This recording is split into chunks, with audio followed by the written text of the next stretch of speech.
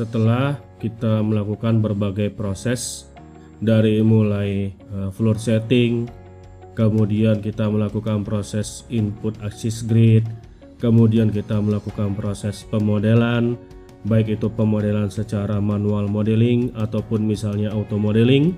Kemudian kita menginput data penulangan, kemudian kita juga melakukan proses settingan dari standar detail penulangan atau general notes. Kemudian juga kita sudah melakukan settingan tadi untuk memvalidasi hasil modeling beserta mengecek rebar datanya apakah sudah terinput semua ke dalam pemodelan yang sudah kita buat. Nah, sekarang untuk final stepnya itu adalah kita melakukan proses running atau calculate dari pemodelan yang sudah kita buat sebelumnya, dari input data penulangan yang sudah kita input sebelumnya, dan juga kita sudah melakukan proses tadi pendetailan dari calculation rules-nya.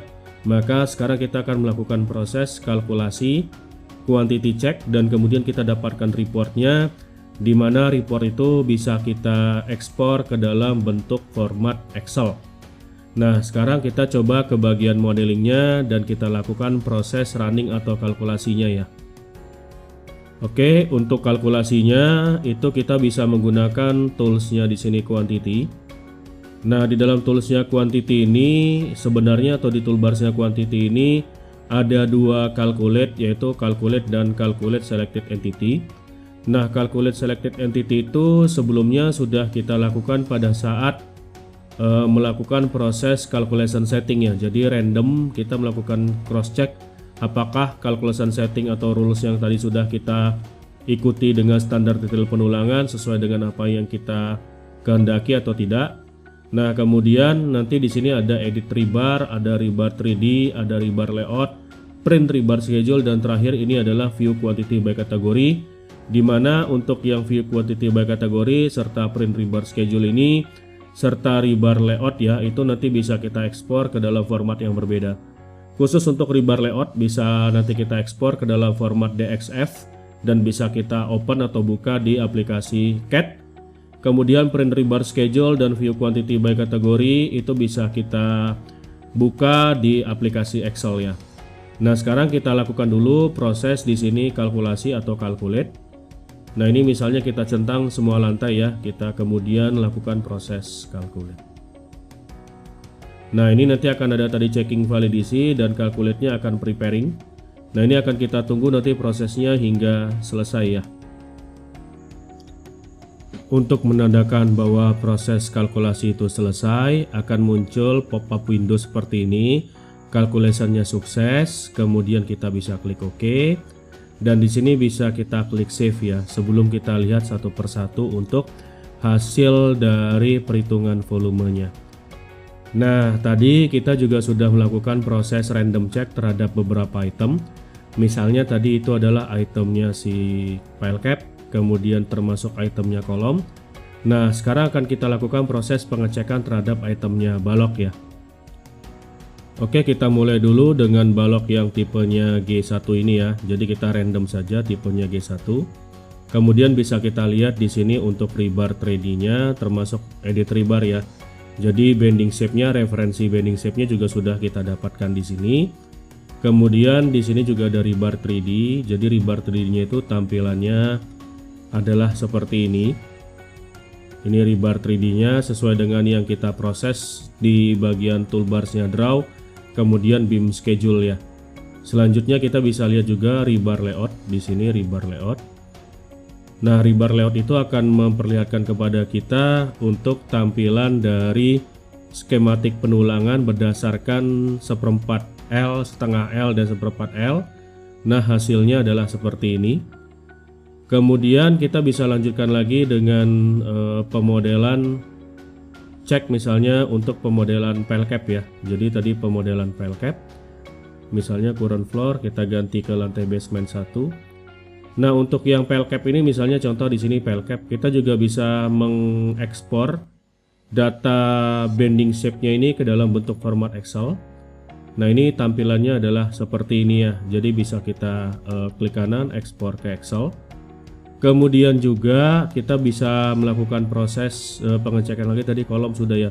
Atau kita cek sekali lagi, misalnya juga tadi kolom, kita klik di sini itemnya kolom, kita klik di sini Rebar 3D, dimana untuk hasil penulangannya itu juga sudah masuk atau menjangkar ke dalam file cap ya.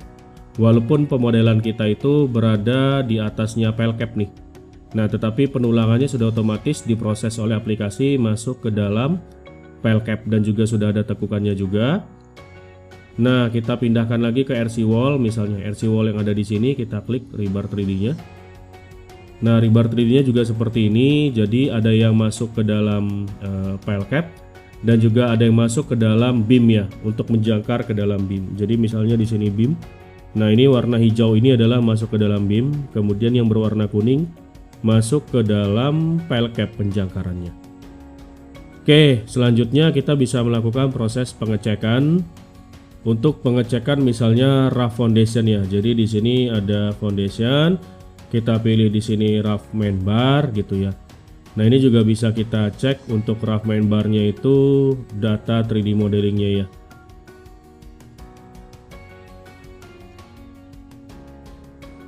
Nah, di sini kita bisa mengecek data penulangannya si rough yang ekstranya seperti ini ya.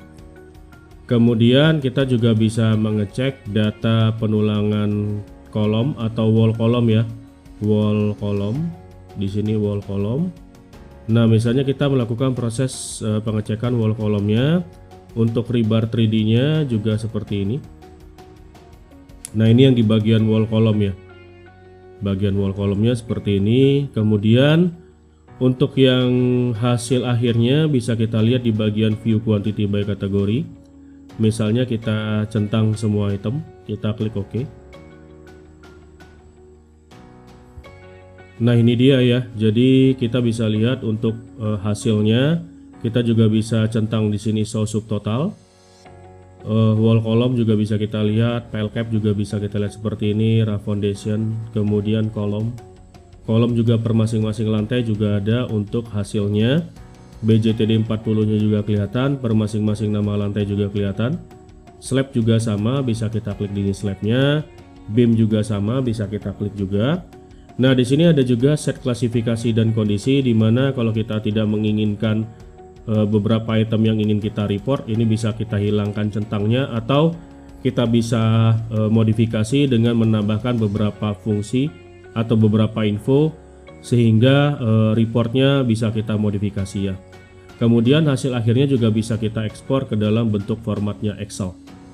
Jadi di sini di bagian ekspor bisa kita ekspor ke dalam formatnya Excel. Nah, di sini juga ada yang namanya di bagian report. Di bagian report ini juga bisa kita lihat untuk yang bending shape-nya itu secara kumulatif juga bisa kita ekspor juga ke dalam bentuk format Excel. Misalnya contoh di sini kita hanya centang di lantai basement 1 misalnya ya. Kita klik OK di sini. Nanti ini hasil reportnya berupa bending schedule-nya juga bisa kita ekspor ke dalam bentuk format Excel. Nah, ini juga bisa kita klik kanan. Tadi di sini bisa kita ekspor juga ke Excel. Oke, itu dia final step dari proses perhitungan volume pekerjaan penulangan berdasarkan 3D modeling, dan tidak hanya 3D modeling, tapi kita juga memodifikasi atau mengejas beberapa standar detail penulangan sehingga mengikuti kaidah-kaidah atau standar perhitungan volume penulangan yang berlaku. Nah, ini tadi terakhir hasilnya ada di bagian view quantity by kategori ya. Ini reportnya dan bisa kita ekspor ke dalam bentuk format Excel di sini. Oke, itu dia. Sekian dan terima kasih.